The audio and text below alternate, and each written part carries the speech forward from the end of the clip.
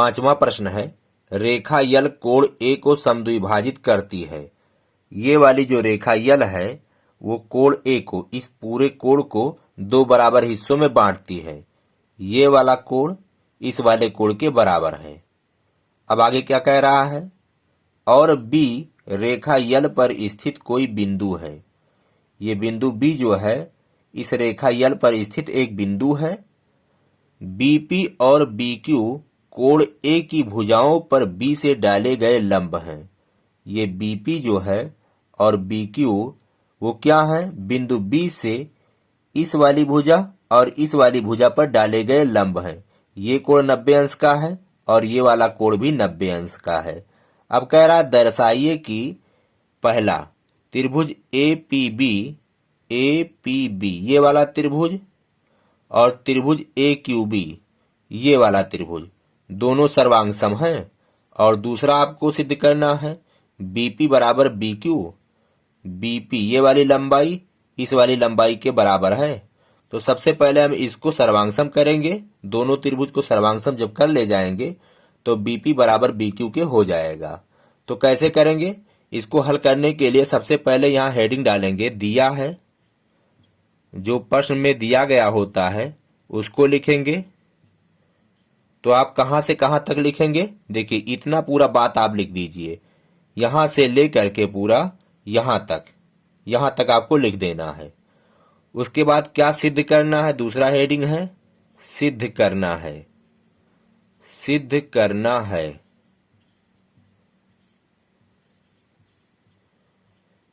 ये और ये दोनों सिद्ध करना है तो दोनों यहां पे उतार देंगे। अब चलिए अगला हेडिंग डालेंगे उपपत्ति।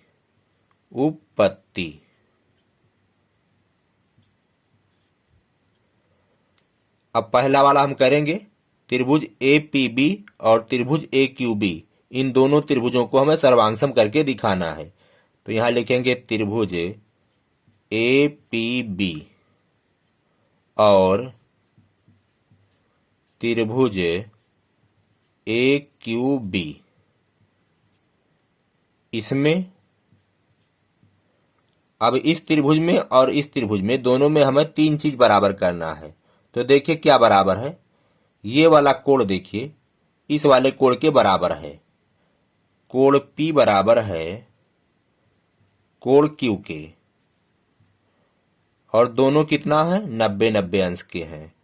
प्रश्न में दिया गया था कि ये वाला जो है BP और BQ दोनों इस पर और इस पर लंब हैं। तो यहां लिखेंगे दिया है, प्रश्न में दिया था। अब एक चीज और देखिए, ये वाली जो भुजा है AB वो दोनों त्रिभुजों में उभयनिष्ठ है। इस वाले त्रिभुज में भी है और इस वाले त्रिभुज में भी है। तो AB बराबर AB क्या है, उभयनिष्ठ।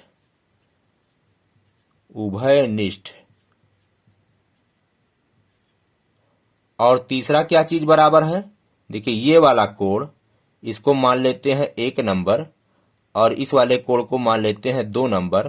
तो कोण 2 बराबर कोण 1, कोण 2 बराबर है कोण 1। कैसे बराबर है, जब ये वाला रेखा जो यल है उस कोण ए को समद्विभाजित करता है। यहाँ पे देखिए दिया गया था रेखा यल कोण ए को समद्विभाजित करती है। तो प्रश्न में दिया था इसलिए दोनों कोण बराबर हैं, दिया है। अब यहां पे देखिए दो कोण और एक ये भुजा बराबर है, इस वजह से ये दोनों त्रिभुज सर्वांगसम हो गए। त्रिभुज ए पी बी सर्वांगसम है त्रिभुज ए क्यू बी। कारण क्या है, आप यहां कारण देंगे, दो कोण हैं और एक भुजा है, ए यस, सर्वांग समता से।